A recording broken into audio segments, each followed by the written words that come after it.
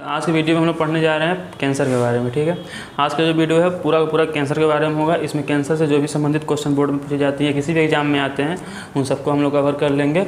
Generally इससे 5 number का question board में आता है, ठीक है, लॉन्ग आंसर क्वेश्चन में, या फिर यहाँ से ऑब्जेक्टिव क्वेश्चन में निकल के बहुत सारा आ सकता है।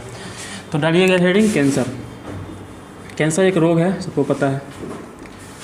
तो ये कैसे होता है, क्यों होता है, इसका लक्षण क्या क्या होता है, ठीक है।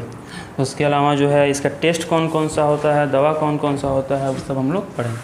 देखो, सबसे पहली बात है कि कैंसर के अध्ययन को क्या कहते हैं। तो कैंसर के अध्ययन को कहते हैं ऑन्कोलॉजी। जीव विज्ञान की वह शाखा जहाँ कैंसर के बारे में पढ़ा जाता है उसको क्या कहते हैं, ऑन्कोलॉजी कहते हैं। ऑन्कोलॉजी, ऑन्कोलॉजी, ऑन्कोलॉजी मतलब कि कैंसर का अध्ययन। ठीक है, देखो भारत में ही हर साल देखा जाए अगर लगभग 10 लाख लोग जो है हर साल कैंसर से मरता है। और कैंसर एक वर्ल्ड वाइड डिजीज़ है, देखा जाए पूरे विश्व में फैला हुआ रोग है। और बहुत अधिक लोगों की मृत्यु जो है प्रत्येक साल कैंसर की वजह से हो जाती है। कैंसर के अध्ययन को क्या कहते हैं, ऑन्कोलॉजी कहते हैं।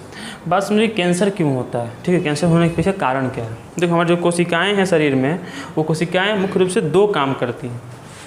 पहला काम करती हैं कोशिका विभाजन का, मतलब का पहला काम उसमें होता है विभाजन का, जिसको कि बोलते हैं कोशिका विभाजन, सेल डिवीजन। और दूसरा काम होता है कोशिका विभेदीकरण का। दूसरा काम होता है कोशिका विभेदीकरण, जिसको कि बोलते हैं सेल डिफरेंशिएशन। सेल डिफरेंशिएशन, कोशिका विभेदीकरण। तो 2 चीज़ हुआ, एक कौन हुआ कोशिका विभाजन और एक कौन हुआ कोशिका विभेदीकरण। कोशिका विभाजन क्या है, तो देखो, तो जिस प्रक्रिया द्वारा कोशिका अपनी संख्या को बढ़ाता है उसको क्या कहते हैं, कोशिका विभाजन कहते हैं। जैसे जो भी जीवों की उत्पत्ति है वो किससे होती है, नर युग्मक मादा युग्मक मिलता है, युग्मनज बनता है जाइगोट, और फिर इस जाइगोट में विभाजन होता है और फिर उससे 1 कोशिका से 2 कोशिका, 4 कोशिका, 8 कोशिका ऐसे बनते जाता है और पूरा का पूरा जीव बनता है। ट्रिलियन अरबों खरबों कोशिका वाला जीव बन जाता है। तो ये किससे संभव हो पाता है, कोशिका विभाजन के द्वारा, कोशिका में डिवीजन के द्वारा, 1 से 2 कोशिका, 2 से 4 कोशिका ऐसे। लेकिन केवल कोशिका विभाजन होना ही पर्याप्त नहीं है। जैसे कि मान लो केवल कोशिका विभाजित होते रहे तो ये पर्याप्त नहीं है एक जीव बनाने के लिए। मान लो कि जाइगोट ही है, युग्मनज, अगर उसमें केवल विभाजन होए तो खाली अगर विभाजन होगा तो क्या होगा, संख्या बढ़ते रहेगा, लेकिन कोशिका का एक गुच्छा बन जाएगा, एक ग्रुप बन जाएगा कोशिका का, तो क्या एक पूरा जीव बन पाएगा, नहीं बन पाएगा। तो उसके लिए क्या जरूरी है, कोशिका विभेदीकरण जरूरी है। जैसे मान लो जाइगोट ही है और जाइगोट में अगर विभाजन होना शुरू हो गया, तो जाइगोट में अगर विभाजन होगा तो कोशिका बढ़ते जाएगा, कोशिका का समूह बन जाएगा। ठीक है, मतलब कि विभाजन तो होगा लेकिन अगर उसमें विभेदीकरण नहीं हो, मतलब कि मान लो कुछ कोशिकाएं जाकर सर नहीं बनाए, कुछ कोशिकाएं जाकर पैर नहीं बनाए, अलग अलग जो अंग हैं वो उसमें कोशिकाएं रूपांतरित होती हैं, तो उस प्रक्रिया को बोलते हैं कोशिका विभेदीकरण। तो एक ऐसी प्रक्रिया जिसमें कोशिका रूपांतरित होती है और अलग अलग अंगों का निर्माण करती है। ठीक है, तो 2 चीज़ हुआ, एक हुआ कोशिका विभाजन और एक हुआ कोशिका विभेदीकरण। अब इसमें देखा जाए तो कभी कभी क्या होता है कि कुछ कोशिकाएं जो हैं वो अनियंत्रित रूप से विभाजित होना शुरू हो जाती हैं और उनमें विभेदीकरण नहीं होता है। मतलब कोशिकाओं में अनियंत्रित रूप से, क्योंकि देखो जो कोशिकाएं हैं ना वो अपने आसपास की कोशिकाओं को ज़्यादा वृद्धि करने से रोकता है, ज़्यादा तेज़ मतलब विभाजन करने से रोकता है, और उस प्रक्रिया को बोलते हैं कॉन्टैक्ट इनहिबिशन। उस प्रक्रिया को क्या कहा जाता है, contact inhibition. Contact inhibition. Contact inhibition का मतलब क्या है कि जो भी कोशिकाएं हमारे शरीर में हैं उनके जो आसपास के जो कॉन्टैक्ट वाली कोशिकाएं हैं, जो उनके संपर्क वाली कोशिकाएं हैं, वह उन कोशिकाओं को जिनके संपर्क में हैं उनको अनियंत्रित रूप से विभाजित करने से रोकता है। इसको क्या बोलते हैं, कॉन्टैक्ट इनहिबिशन बोलते हैं। ठीक है, अब कुछ कोशिकाओं को क्या होता है कि जो कॉन्टैक्ट इनहिबिशन है वो फेल हो जाता है और कोशिकाएं जो है विभाजित होना शुरू कर देती हैं अनियंत्रित रूप से, और कोशिकाओं की संख्या जो है बढ़ते जाती है और कोशिका में विभेदीकरण नहीं होता है। कोशिका को जहाँ जाना है वहाँ जा नहीं पाता है तो उससे फिर कोशिका का वहाँ पर समूह बनने लगता है, और वो जो कोशिका का गुच्छा एक बनता है अनियंत्रित विभाजन के कारण, उसी को बोलते हैं ट्यूमर। क्या बोलते हैं उसको? ट्यूमर। क्या बोलते हैं उसको? ट्यूमर। ट्यूमर कैसे बनता है? तो जब कॉन्टैक्ट इनहिबिशन फेल कर जाता है, मतलब कि जो कोशिकाएं दूसरी कोशिकाओं को वृद्धि करने से रोक रही थी, अगर वो वृद्धि करने से नहीं रोकती हैं तो कोशिकाओं में बहुत तेज विभाजन होता है, और हम क्या बोलेंगे वहाँ पर? कॉन्टैक्ट इनहिबिशन फेल कर जाता है, और साथ में कोशिका विभेदीकरण भी नहीं होता है। ठीक है, तो वहाँ पर कोशिकाओं का समूह बन जाता है, इसको हम बोलते हैं ट्यूमर। ट्यूमर जो होता है ये दो प्रकार का होता है, एक होता है बेनाइन ट्यूमर, एक कौन होता है? बेनाइन ट्यूमर, और एक होता है मैलिग्नेंट ट्यूमर। एक होता है बेनाइन ट्यूमर और एक कौन होता है? Malignant tumour. बेनाइन ट्यूमर जो होता है ये कैंसर वाला ट्यूमर नहीं होता है, मतलब इसको हम कैंसरस ट्यूमर नहीं बोलते हैं। कैंसरस ट्यूमर किसको बोलते हैं? मैलिग्नेंट ट्यूमर को बोलते हैं। अब बात है क्यों नहीं बोलते हैं? देखो, तो इन दोनों ट्यूमर में कुछ बेसिक अंतर होता है। क्या अंतर होता है कि बेनाइन ट्यूमर जो है ये शरीर में फैलता नहीं है। जहाँ ट्यूमर होता है, ट्यूमर समझ रहे हैं ना, कोशिका का समूह और कुछ नहीं, कोशिका का गांठ बोल सकते हैं। गांठ, जो गांठ बनता है, जो ट्यूमर बनता है, वो एक ही जगह रहता है, बॉडी में फैलता नहीं है, तो उस ट्यूमर को क्या बोलते हैं? बेनाइन ट्यूमर बोलते हैं। और जो ट्यूमर शरीर में फैलता हो, बहुत तेज़ी से फैलता हो, उसको बोलते हैं मैलिग्नेंट ट्यूमर। अच्छा, ये जो शरीर में फैलने की प्रक्रिया है इसको बोलते हैं मेटास्टेसिस। क्या बोलते हैं इसको? मेटास्टेसिस। मेटास्टेसिस क्या है? तो ट्यूमर का शरीर में फैलना। और मेटास्टेसिस किसकी प्रकृति है? बेनाइन ट्यूमर की कि मैलिग्नेंट ट्यूमर की? तो ध्यान रखना है कि मैलिग्नेंट ट्यूमर की। शरीर में फैलने का काम कौन करता है? मैलिग्नेंट ट्यूमर करता है, बेनाइन ट्यूमर नहीं करता है। तो मैलिग्नेंट ट्यूमर शरीर में क्या होता है? फैलता है, और बेनाइन ट्यूमर शरीर में नहीं फैलता है। दूसरी बात यह कि बेनाइन ट्यूमर में दर्द नहीं होता है। जहाँ भी बेनाइन ट्यूमर है वहाँ पेन नहीं होता है, दर्द नहीं होता है, जबकि मैलिग्नेंट ट्यूमर में दर्द होता है। जहाँ बेनाइन ट्यूमर है वहाँ दर्द होगा। उसके बाद बेनाइन ट्यूमर फिक्स शेप का होता है, निश्चित आकार का होता है, जबकि मैलिग्नेंट ट्यूमर का आकार कोई निश्चित नहीं होता है, अनिश्चित, अनियमित उसका माप आकार होता है। और अगर हम देखें तो बेनाइन ट्यूमर जो है इसमें ब्रांचिंग नहीं होती हैं, शाखाएं नहीं निकली होती हैं, जबकि जो मैलिग्नेंट ट्यूमर है इसमें शाखाएं निकली होती हैं। मतलब यहाँ पर ट्यूमर है तो उसके आसपास में तुमको शाखा देखने को मिलेगा, तो वो कौन सा ट्यूमर होगा? Malignant tumour. और जिसमें शाखा देखने को नहीं मिलेगा वो कौन ट्यूमर होगा? बेनाइन ट्यूमर होगा। तो ये कुछ बेसिक अंतर है बेनाइन ट्यूमर का और मैलिग्नेंट ट्यूमर का, कि बेनाइन ट्यूमर शरीर में फैले, इसी गिल्टी वगैरह जो होता है, देखे होगा गर्दन में बहुत लोगों का गिल्टी या बहुत जगह गिल्टी हो जाता है, तो वो बेनाइन ट्यूमर है। ठीक है, वो भी ट्यूमर ही है, लेकिन वो बेनाइन ट्यूमर है, कैंसरस नहीं है वो, क्योंकि शरीर में फैलता नहीं है, जनरली वो दर्द नहीं करता है ना, फिक्स शेप का होता है। मतलब देखोगे तो एकदम उसका मतलब गोलाकार होगा या किसी न किसी फिक्स शेप का होगा, उसमें शाखाएं नहीं निकली होंगी आसपास। ठीक है, तो वो कौन सा ट्यूमर है? Benign tumour. जबकि जो कैंसरस ट्यूमर होता है, जो मैलिग्नेंट ट्यूमर होता है, अगर उसको देखा जाए तो वो इर्रेगुलर शेप का होता है, अनिश्चित आकार होता है उसका। उसके अलावा वो दर्द करेगा, इसके अलावा शाखाएं निकली रहेंगी, तो वो मैलिग्नेंट ट्यूमर होता है। जिस हम लोग पढ़े कि ट्यूमर क्यों होता है, तो ट्यूमर होता है कॉन्टैक्ट इनहिबिशन के फेल होने से और कोशिका विभेदीकरण के, और शरीर में रक्त के माध्यम से ट्यूमर का फैलना क्या कहलाता है? मेटास्टेसिस। लिख लेना इसको। और ये सबसे देखा जाए तो बैड प्रॉपर्टी, खराब प्रॉपर्टी है, क्योंकि इसी के कारण जो है मैलिग्नेंट ट्यूमर खतरनाक है, क्योंकि जहाँ होता है वहाँ पर तो ये हानि पहुँचाता ही है, धीरे धीरे पूरे शरीर में फैलना शुरू कर देता है, और यही इसका सबसे खतरनाक पहलू है देखा जाए तो मेटास्टेसिस क्या है? तो जिस प्रक्रिया के द्वारा मैलिग्नेंट ट्यूमर रक्त के माध्यम से शरीर में कैसे फैलता है? रक्त के माध्यम से फैलता है। रक्त के माध्यम से जो फैलने की प्रक्रिया है इसी को क्या कहा जाता है? मेटास्टेसिस कहा जाता है। ठीक है, क्या कहते हैं? मेटास्टेसिस। अब तो देखा जाए कैंसर कौन कौन प्रकार का होता है। तो कैंसर वैसे बहुत प्रकार का होता है, लेकिन बेसिकली हम लोग 3-4 मुख्य प्रकार देख सकते हैं। कैंसर के प्रकार लिखना, कैंसर के प्रकार कौन कौन से प्रकार हैं? तो पहला प्रकार कार्सिनोमा। पहला प्रकार कौन है? कार्सिनोमा। कार्सिनोमा क्या है? स्किन कैंसर, त्वचा कैंसर। कार्सिनोमा क्या है? त्वचा कैंसर, स्किन में होने वाला कैंसर। दूसरा है लिम्फोसा। लिम्फोसा है, लिम्फोसा वसा उत्तक का कैंसर, वसा उत्तक का कैंसर। नाम है, कुछ नहीं, सब कैंसर ही है, कैंसर का नाम है। वसा उत्तक समझ रहे हैं? जो त्वचा होता है, हमारे त्वचा के अंदर एक उत्तक होता है, इसको भी बोलते हैं वसा उत्तक। हालांकि उसका असली नाम होता है एडिपोज उत्तक। तो जो एडिपोज की हम लोग जो मान लो कि अगर अधिक न्यूट्रिशन बॉडी में जाता है, अधिक पोषक पदार्थ शरीर में जाता है, इसका हम उपयोग नहीं कर पाते हैं, तो वो वसा में चेंज हो जाता है और आकर वसा उत्तक में संचित हो जाता है, स्टोर हो जाता है।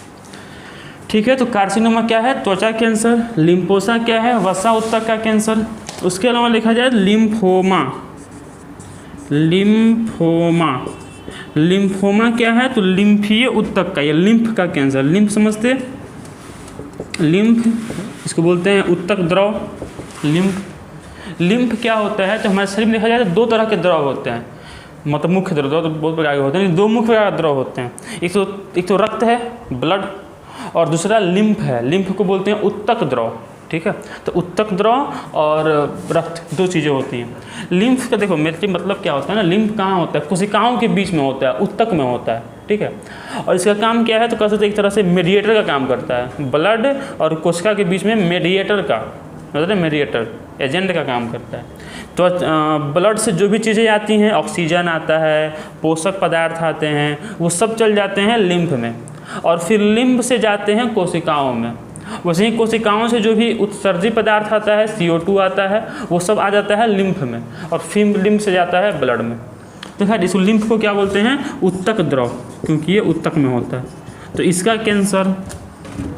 उसके अलावा ल्यूकेमिया, उसके अलावा ल्यूकेमिया, तो फिर ल्यूकेमिया को बोलते हैं ब्लड कैंसर, या फिर बोल सकते हैं उसको रक्त कैंसर, या अच्छा है ब्लड कैंसर लिखते हैं, ब्लड कैंसर। तो ये अलग अलग प्रकार के कैंसर हैं। कार्सिनोमा, उसमें से देखा जाए सबसे जो फेमस, सबसे अधिक जो धरती पर पाया जाता है वो त्वचा कैंसर पाया जाता है, स्किन कैंसर। और स्किन कैंसर लगभग 85%, जितना कैंसर धरती पर है उसका 85% कैंसर केवल कौन है? स्किन कैंसर है, त्वचा कैंसर है। कारण क्या है? तो अभी हम लोग कारण आगे पढ़ेंगे, कैंसर किन कारणों से होता है, फिर समझेंगे क्या कारण है। ठीक है, कार्सिनोमा का, स्किन कैंसर इतना ज़्यादा होने का क्या कारण है। ठीक है, तो देखिए, तो कार्सिनोमा क्या है? त्वचा कैंसर। लिम्फोसा क्या है? वसा उत्तक कैंसर। लिम्फोमा लिम्फ का cancer. Leukaemia blood cancer. Leukaemia basically क्या होता है? ब्लड कैंसर में क्या होता है कि जो अस्थि मज्जा है, अस्थि मज्जा जो कि अस्थि के अंदर होता है, जिसमें कि आपको जो भी ब्लड सेल्स हैं, RBC WBC प्लेटलेट्स, उनका निर्माण होता है। तो वो जो ब्लड सेल, वो जो बोन मैरो है, अस्थि मज्जा है, उसकी जो कोशिकाएँ, उसमें देखो सभी कोशिकाएँ ब्लड सेल नहीं बनाती हैं। कुछ कोशिकाएं होती हैं बोन मैरो में जिन्हें कहते हैं स्टेम कोशिका, स्टेम कोशिका, स्टेम सेल। तो जो स्टेम सेल्स हैं, स्टेम कोशिकाएं जो अस्थि मज्जा की हैं, वहीं blood cells RBC WBC platelets का निर्माण करती हैं। अब उसमें क्या होता है ब्लड कैंसर में कि जो स्टेम सेल है वो प्रभावित हो जाती हैं और वो सही आकार का RBC WBC प्लेटलेट्स नहीं बना पाता है। ठीक है, या फिर इसमें भी होता है जनरली WBC काउंट या तो बहुत ज़्यादा हो जाता है या बहुत कम हो जाता है, तो भी ब्लड कैंसर का निशानी होता है। जनरली ब्लड कैंसर कितना हो, ब्लड सेल्स कितने होते हैं? तो RBC होता है 50 लाख से 55 लाख 1 mmQ रक्त में, WBC होता है 6000 से 8000 1 mmQ रक्त में, और प्लेटलेट्स होता है 1.5 लाख से 3.5 लाख 1 mmQ रक्त में। लेकिन अगर WBC मान लो कि चल जाए 11000 12000, ठीक है, तो वो मान लो कि ब्लड कैंसर का निशानी है।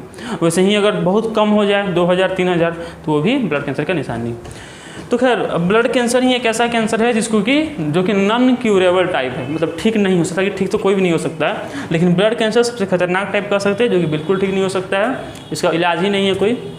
इसमें एक ही चीज़ किया जाता है कि लगातार इसमें ब्लड ट्रांसफ्यूजन करना पड़ता है, लगातार शरीर का पूरा ब्लड बदलना पड़ता है, एक निश्चित अंतराल पर 6 महीना या साल भर पर शरीर का पूरा ब्लड बदलना पड़ता है।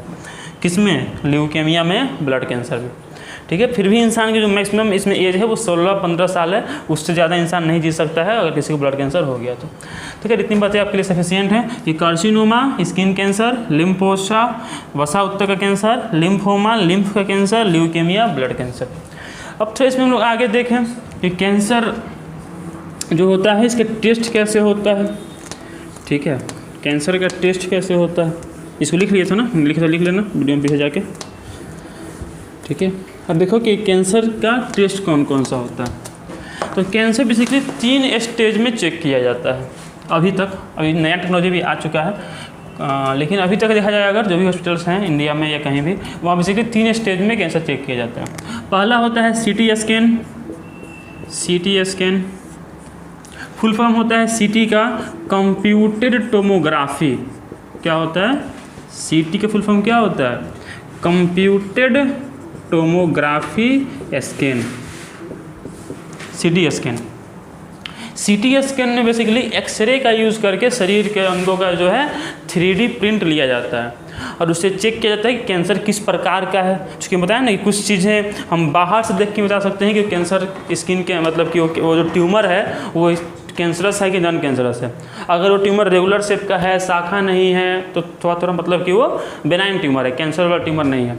और अगर उस ट्यूमर की शाखाएँ निकली हैं, शेप रेगुलर नहीं है, मतलब कि वो जो है कैंसर का ट्यूमर है, तो उसके लिए जो है सीटी स्कैन किया जाता है। मालूम चल जाता है कि कैंसर जो ट्यूमर है वो सही शेप का है कि नहीं है। ठीक है, या मान लो यहाँ से अगर हरा झंडी मिल गया कि हाँ वो ट्यूमर जो है वो कैंसरस टाइप ही है, तब उसके बाद किया जाता है या तो एमआरआई किया जाता है, एमआरआई, या फिर बायोप्सी किया जाता है, बायोप्सी, एमआरआई या फिर बायोप्सी। एमआरआई का फुल फॉर्म होता है मैग्नेटिक रिजोनेंस इमेजिंग। एमआरआई का फुल फॉर्म क्या होता है? Magnetic resonance imaging. इसमें क्या होता है, कुछ मैग्नेटिक फील्ड का यूज़ किया जाता है, चुंबकीय क्षेत्र का। ठीक है, और उसके हेल्प से जो है प्रोटॉन न्यूट्रॉन लेवल तक जाकर चेक किया जाता है। तो कह सकते हैं बहुत ही एक मतलब हाई क्वालिटी टेस्ट है। इसमें किसी भी तरह की कोई गड़बड़ी होगा तो उस निकल के सामने आ जाता है एमआरआई टेस्ट में। बहुत हाई क्वालिटी टेस्ट है, प्रोटॉन न्यूट्रॉन लेवल तक चेक होता है इसमें। तो ये एमआरआई टेस्ट किया जाता है। या फिर बायोप्सी किया जाता है। बायोप्सी में क्या करते हैं कि जहाँ पर भी मतलब कि ट्यूमर है वहाँ से कुछ भाग को काट को बाहर निकाल देते हैं। काट कर बाहर निकालने के बाद जो है उसको लैब में ले जाकर चेक किया जाता है कि उसमें कैंसरस ट्यूमर है या फिर नहीं है, ट्यूमर किस प्रकार का है, कोशिकाएं किस प्रकार की हैं, वो सब चेक किया जाता है। तो ये सब कुछ टेस्ट हैं कैंसर कंफर्म करने के लिए। सीटी स्कैन, एमआरआई, बायोप्सी, ये सब किया जाता है। सब कैसे? सीटी स्कैन किसका यूज होता है? एक्सरे का यूज होता है। इसमें कुछ मैग्नेटिक फील्ड का, चुंबकीय क्षेत्रों का यूज होता है। और बायोप्सी में जो है काट कर बाहर निकाल के और उसको लैब में ले जाकर कोशिकाओं को चेक किया जाता है। ठीक है, सब कुछ बातें। अब इसमें हम आगे देखते हैं कि अगर कैंसर कंफर्म हो गया कि हाँ ये कैंसर ही है, तब उसका इलाज क्या किन स्टेप्स में होता है। अच्छा, इसमें एक और भी आता है कि कैंसर से नुकसान क्या है, इतना नुकसान क्या है कैंसर से। नुकसान ये है, चूँकि देखो जितना पोषण हमारे सामान्य कोशिकाओं को चाहिए होता है उससे बहुत अधिक पोषण, बहुत अधिक उससे पोषक पदार्थ कैंसर की कोशिकाएं उपयोग कर लेती हैं। इससे क्या होता है कि जो भोजन हम लेते हैं, जो पोषक पदार्थ हमारे अंदर जाता है, तो हमारे जो सामान्य कोशिकाएं हैं शरीर की, उनको पोषण नहीं मिल पाता। क्यों? क्योंकि जो कैंसर की कोशिकाएं हैं वह उन पदार्थों का उपयोग कर लेते हैं, उस समय सामान्य कोशिकाओं को पोषण नहीं मिल पाता है। और उससे फिर क्या हो, जो सामान्य कोशिकाएं हैं वो मरनी शुरू हो जाती हैं और फिर जो शरीर के जो भौतिक जो जनरल काम है वो भी हो नहीं पाता, कोशिकाएं मरनी शुरू हो जाती हैं और इससे फिर शरीर में कमजोरी हो जाता है बहुत ज़्यादा, और ये सब चीज़ें हो जाती हैं। तो इसलिए कैंसर शरीर में फैलेगा, जहाँ जाएगा वहाँ की कोशिका से झगड़ा करेगा उससे पोषण लेने के लिए, और उससे वो जो सामान्य कोशिकाएँ हैं वो मरनी शुरू हो जाएंगी। ठीक है, और ये बहुत तेज़ी से बढ़ना शुरू हो जाएगा पोषक पदार्थ को प्राप्त करके। तो ये इसका। अब मान लो कि कैंसर कंफर्म हो गया, अभी तक क्या क्या पढ़े कि कैंसर का अध्ययन क्या कहलाता है? ऑन्कोलॉजी कहलाता है। कैंसर क्यों होता है?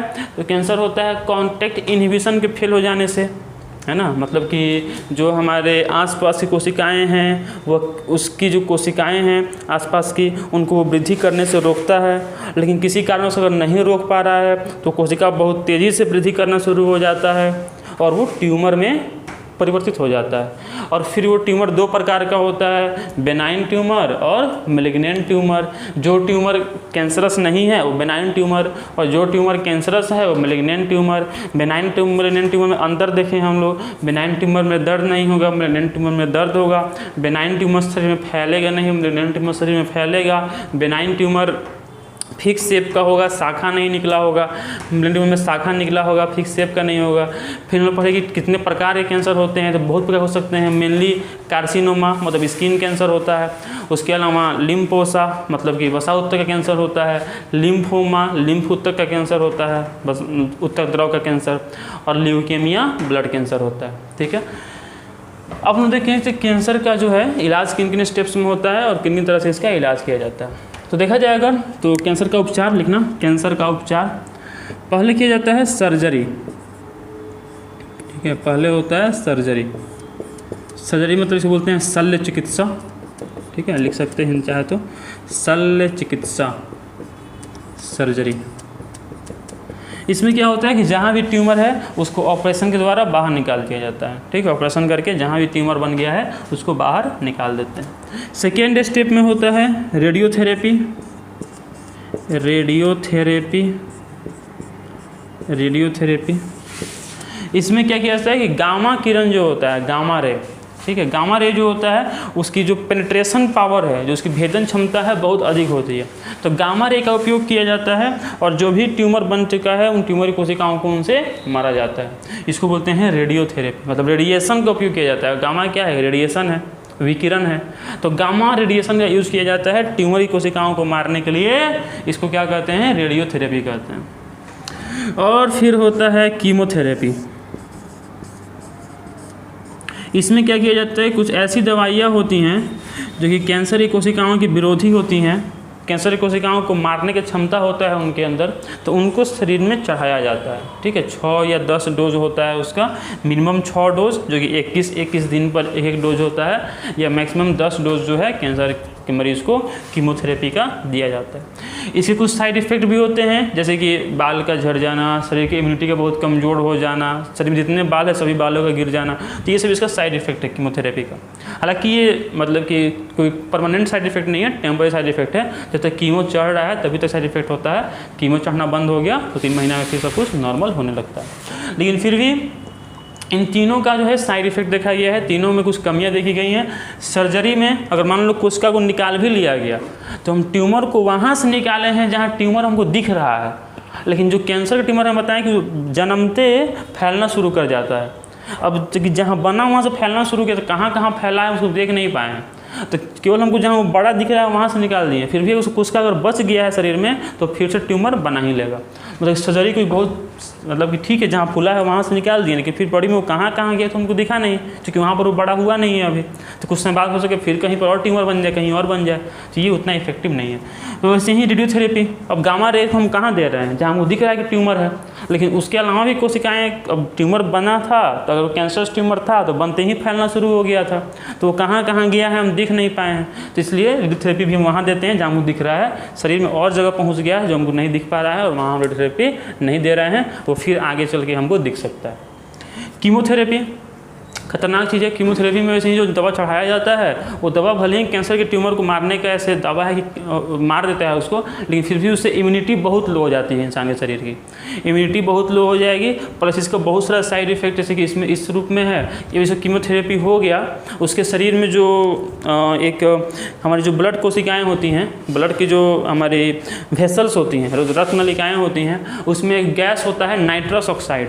और जो नाइट्रस ऑक्साइड गैस जो है वो हमारे शरीर को बेसिकली बहुत तरह के जो हार्ट डिजीज़ है और जो भी मतलब कि इन्फेक्शन वाला रोग है उनसे बचाने का काम करता है। इसके अलावा ट्यूमर से भी बचाने का काम करता है, उसको ये नष्ट कर देता है। मतलब कि ये इसका मतलब कि कहो कि तरह साइड इफेक्ट है। कैंसर कोशिकाओं को तो मार ही रहा है, उस नाइट्रस ऑक्साइड को ख़त्म कर देता है।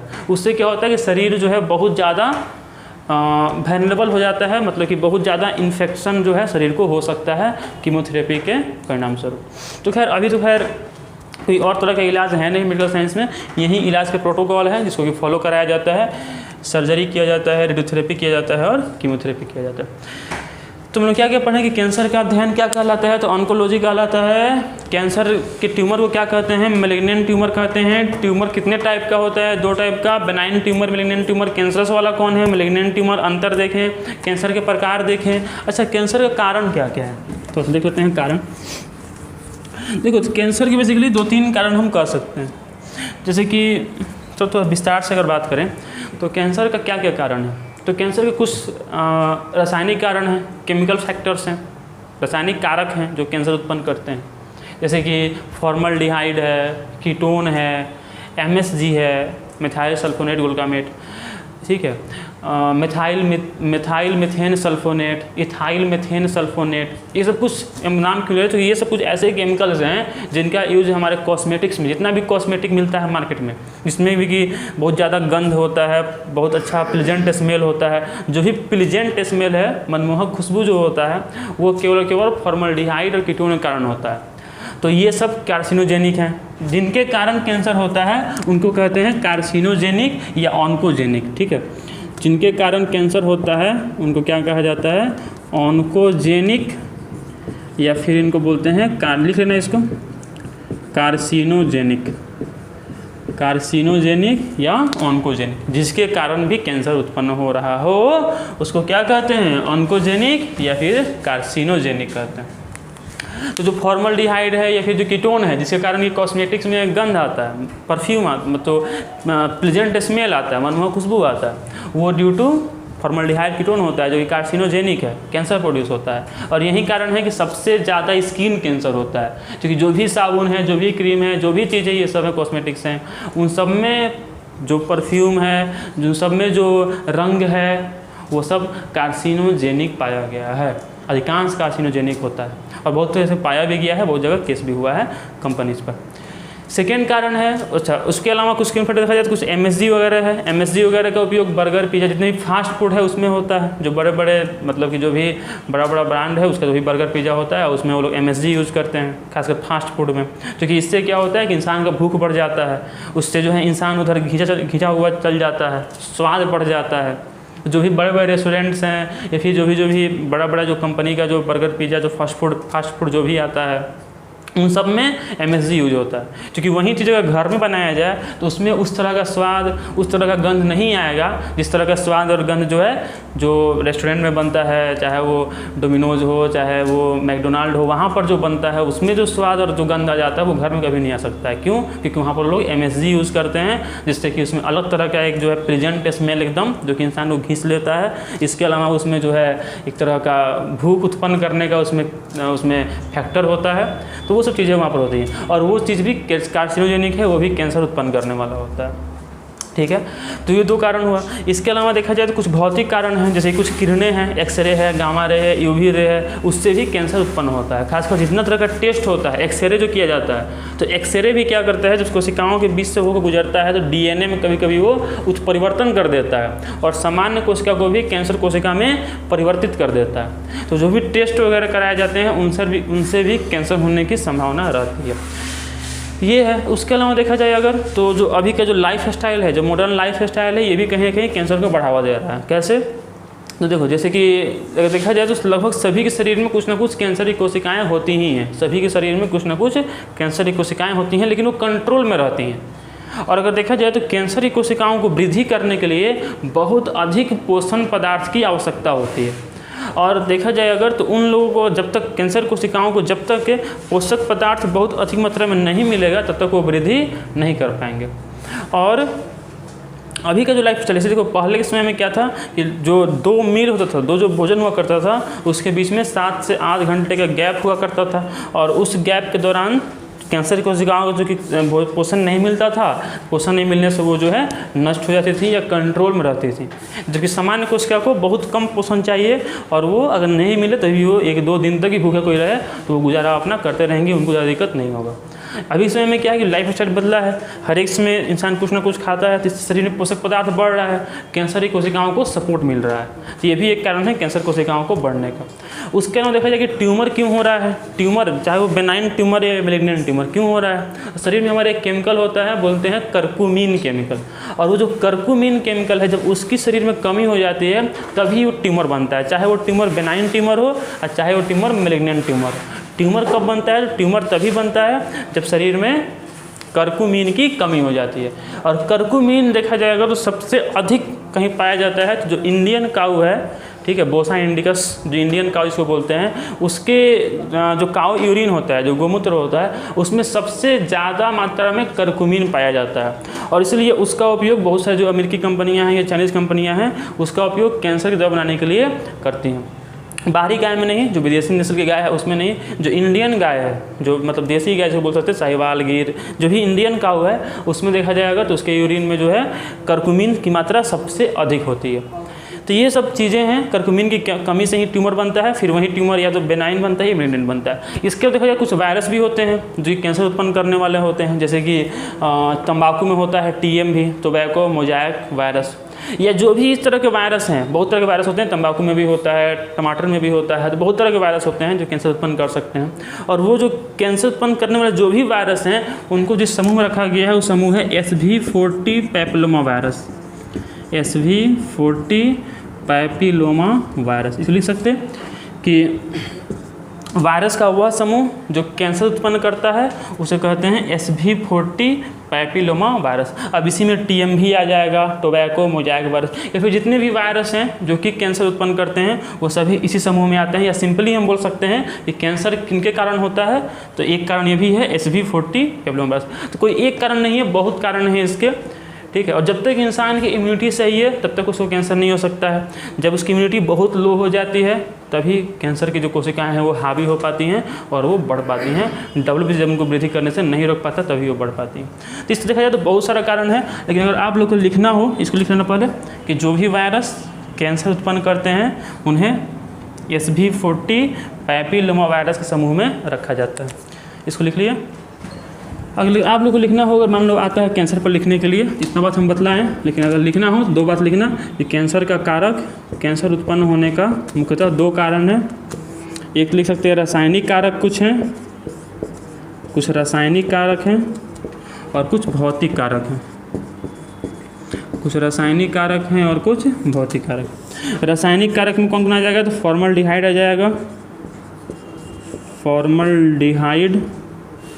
उसके अलावा इसमें जो है कीटोन हो जाएगा, उसके अलावा इसमें MSG आ जाएगा, उसके अलावा इसमें मिथाइल मेथेन सल्फोनेट MMS आ जाएगा, EMS आ जाएगा, इथाइल मेथेन, इसको बोलते हैं मिथाइल सल्फोनेट ग्लूकामेट, जो कि कहाँ यूज होता है, फास्ट फूड में यूज होता है। जब भी फास्ट फूड है उसमें MSG यूज होता है, मिथाइल सल्फोनेट ग्लूकामेट।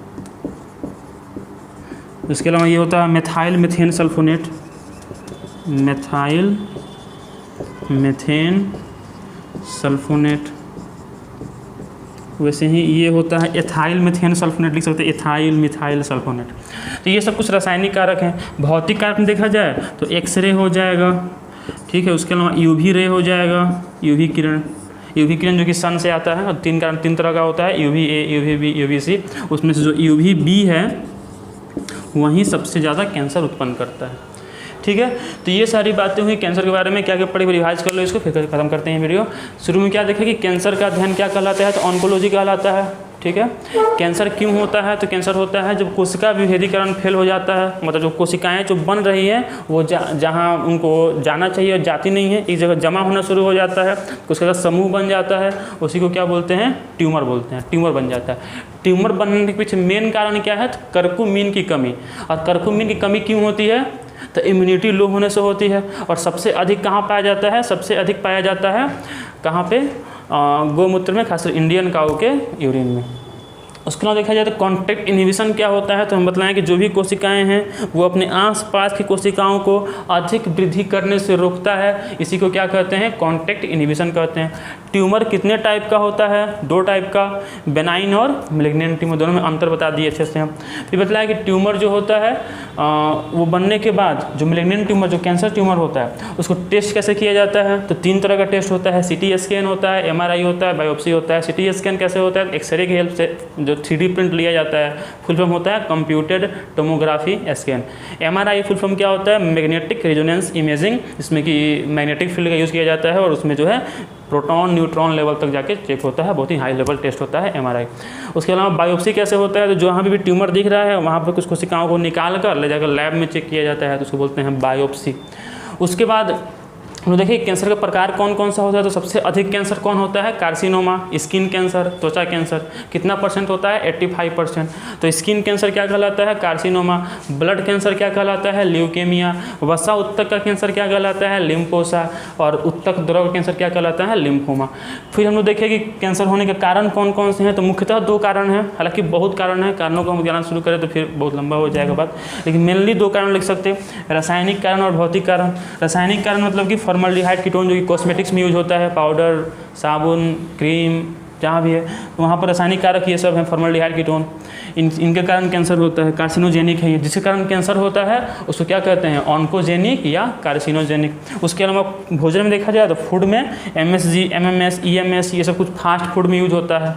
जो भी बड़ा बड़ा ब्रांड है उसमें अच्छा स्वाद उसका इसलिए होता है, अच्छा गंध उसका इसलिए होता है क्योंकि उसमें MSG यूज होता है। MSG को तो जान जाओ, MSG जो है ये चीनी की तरह दिखने वाला एक संरचना होता है, जिस तरह चीनी दिखता है वैसे ही MSG दिखता है, ठीक है। चीनी की तरह ही सफ़ेद सफ़ेद होता है, छोटे छोटे क्रिस्टल होते हैं इसके, और ये बहुत ज़्यादा जो है, अगर देखा जाए इसका सही में खोज ही इसलिए हुआ था ताकि लोग को जो है फास्ट फूड का जो गंध है वो अच्छा लगे, खींच कर लाए लोगों को, और इसके अलावा वो भूख बढ़ाए, इसलिए MSG जो है ये भूख बढ़ा देता है। अगर जाकर कोई खाना शुरू करे तो भूख बढ़ जाती है, इसलिए लोग के वेट भी जो है वो बढ़ जाता है अधिक खाने से। तो MSG ही कारण है उसके पीछे, ठीक है। तो ये सभी कार्सिनोजेनिक हैं। भौतिक का देखा जाए तो एक्सरे है, UV रे है, ये सभी कार्सिनोजेनिक है। फिर हम देखें कि इसका इलाज कैसे होता है। बेसिकली अभी 3 स्टेप में इलाज होता है। सर्जरी किया जाता है, काट के निकाल दिया जाता है ऑपरेशन के द्वारा। रेडियोथेरेपी होता है, इसमें कि गामा रे से उसको ट्यूमर के कोशिकाओं को मारने का काम किया जाता है। और उसके बाद 3rd स्टेप में क्या होता है, कीमोथेरेपी होता है, इसमें कुछ दवाएं चढ़ाई जाती हैं जो दवाएं उन कैंसर की कोशिकाओं को मारने का काम करती हैं। तो यहाँ पर कैंसर के बारे में जितनी बार हम लोग पढ़ चुके हैं, बेहतर होगा अगर क्लास 12 के स्टूडेंट हो तो इसको जाकर NCERT में जो कैंसर जो टॉपिक दिया हुआ है मानव स्वास्थ्य एवं रोग में, उसको एक बार पढ़ना, और जो भी बात हम बोल रहे हैं उसका नोट्स बना लेना, नहीं लिखे तो लिख लो अभी, ठीक है। और अब हम लोग अगला वीडियो में नेक्स्ट कोई टॉपिक के बारे में बात करेंगे, तब तक के लिए पढ़ाई करते रहें। धन्यवाद।